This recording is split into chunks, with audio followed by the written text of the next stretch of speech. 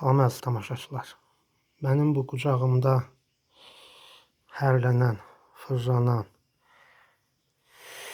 pişik balasının dişidir. Çox acı bir hekayəsi var. Bunu mənim övladım məktəbdən gələndə yolda tapıb torbanın içində. İndi biz bilmirik, günah yumayaq.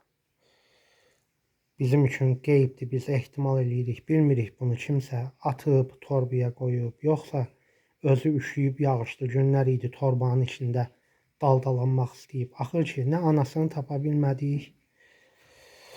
Getdim, axtardım, aradım, həmin tərəfləri gözümə dəymədi. İndi biz, övladım, xanım baxırlar. Hər bir saatdan, saat yarımdan, 2 saatdan bir süt verirlər. Bayıra çıxmağına kömək eləyirlər. İsti olsun deyə üstünü örtürlər. Bu gözəllikdə bala qalıb belə vəziyyətdə.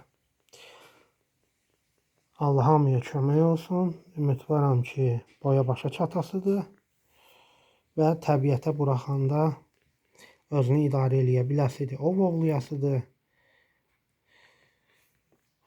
Özünün də balaları olasıdır gələcəkdə. Yəni belə göstərmək istədim. Çox sağ olun, var olun.